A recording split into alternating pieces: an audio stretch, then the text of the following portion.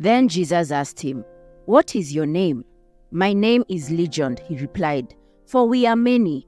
And he begged Jesus again and again not to send them out of the area. Mark chapter 5 verses 9 to 10. Hi fam, welcome to Sacrificial Love. Jesus is the reason for the Christmas season. Therefore, our Christmas special this year is to read the Gospel of Mark, one chapter a day. Today, we are reading Mark chapter 5 and reflecting on it. Check out the previous episodes. Even if you are catching this episode days, weeks, months, even years later, the Word of God is ever fresh and I encourage you to listen. I will be reading from the World English Bible, but feel free to follow along in whatever accredited Bible version you prefer. The World English Bible sometimes refers to God as Yahweh. Mark chapter 5. Jesus restores a demon-possessed man. They went across the lake to the region of the Gerasenes. When Jesus got out of the boat, a man with an impure spirit came from the tombs to meet him. This man lived in the tombs, and no one could bind him anymore, not even with a chain, for he had often been chained hand and foot. But he tore the chains apart and broke the irons on his feet. No one was strong enough to subdue him. Night and day, among the tombs and in the hills, he would cry out and cut himself with stones. When he saw Jesus from a distance, he ran and fell on his knees in front of him.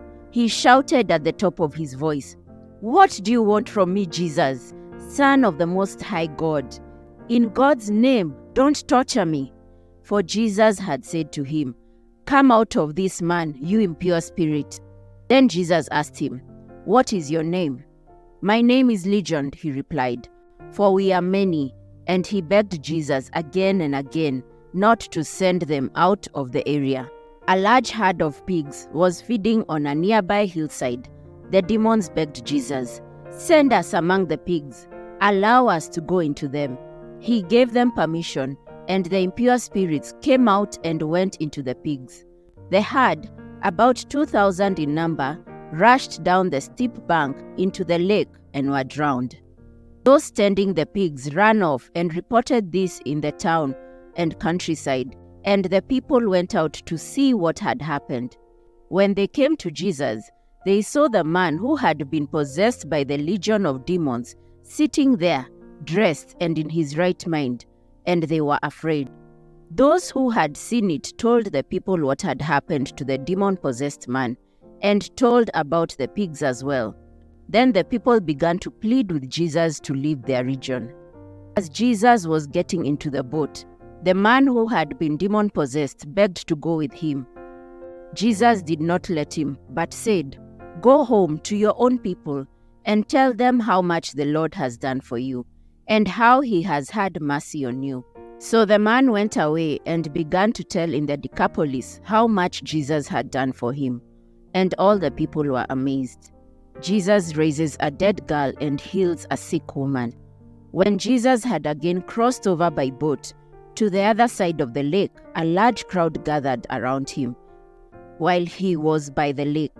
Then one of the synagogue leaders named Jairus came, and when he saw Jesus, he fell at his feet. He pleaded earnestly with him, "My little daughter is dying.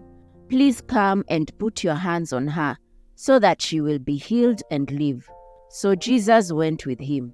A large crowd followed and pressed around him, and a woman was there who had been subject to bleeding for 12 years. She had suffered a great deal under the care of many doctors and spent all she had. Yet, instead of getting better, she grew worse.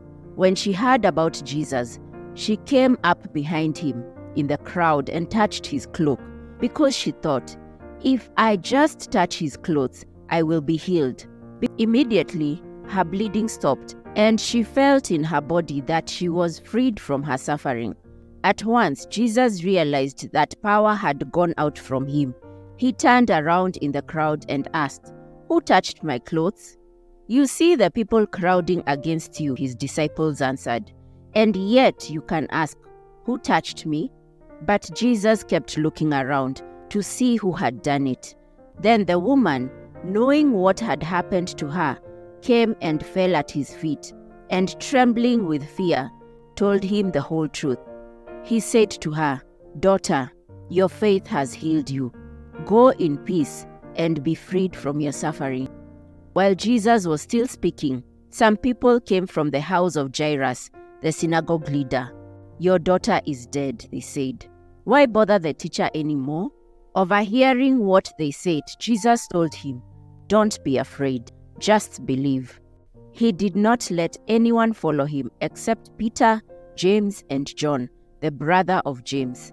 When they came to the home of the synagogue leader, Jesus saw a commotion, with people crying and wailing loudly. He went in and said to them, "Why all this commotion and wailing?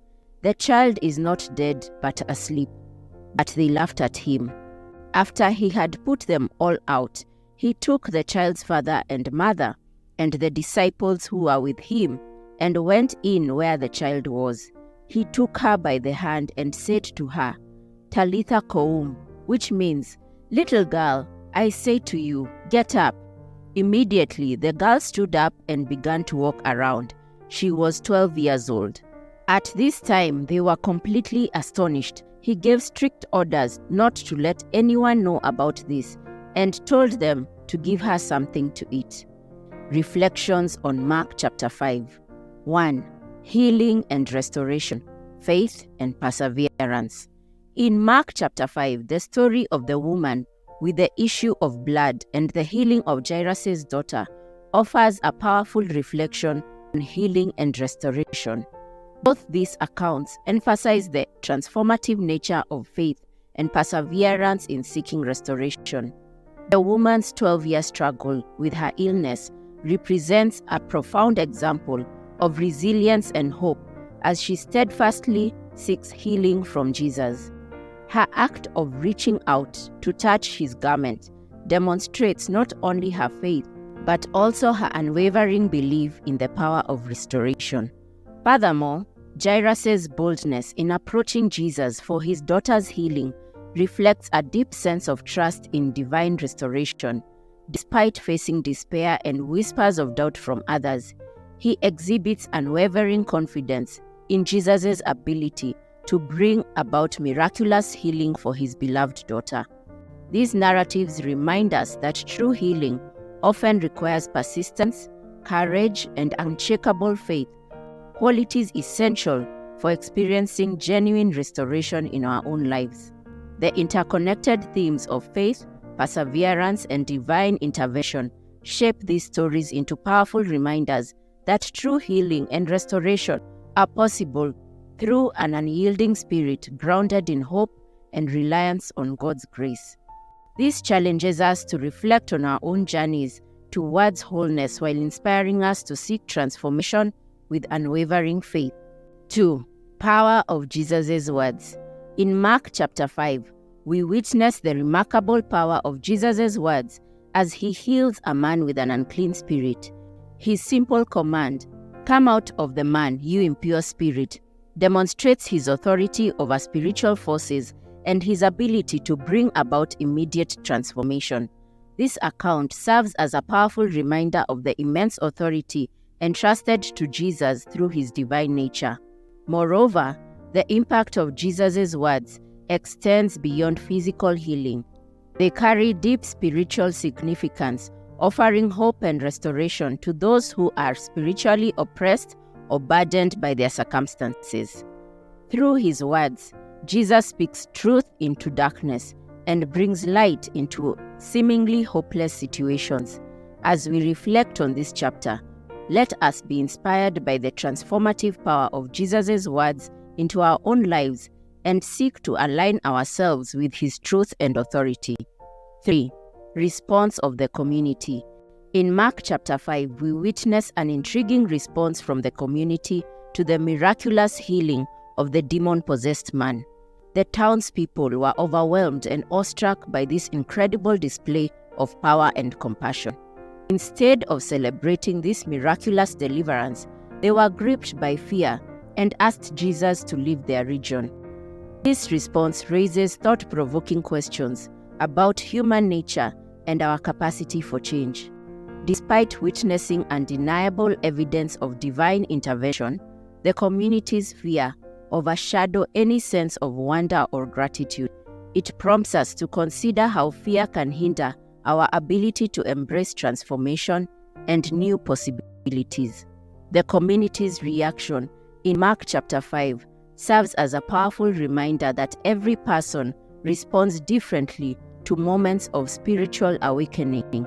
It challenges us to reflect on our own willingness to accept change in our lives, even when they disrupt our familiar routines or challenge our preconceived notions. 4. Lessons for modern believers. In Mark chapter 5, the story of the woman with the issue of blood and Jairus' daughter teaches modern believers not only a powerful lesson in unwavering faith, but also challenges us to trust in divine timing and not be discouraged by human limitations. Moreover, this passage prompts contemporary believers to consider the importance of reaching out for help and support from the community. The woman with the issue of blood demonstrates courage in seeking out Jesus amidst her suffering, showing us that it is okay to acknowledge our struggles and seek assistance from others as we journey through life's challenges. This serves as a poignant reminder that we are not meant to go through difficult times alone, but are called to lean on each other for strength and guidance.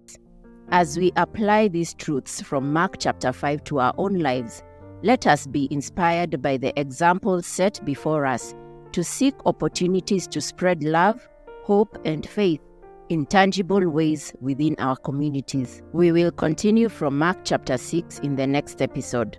God bless you. Bye.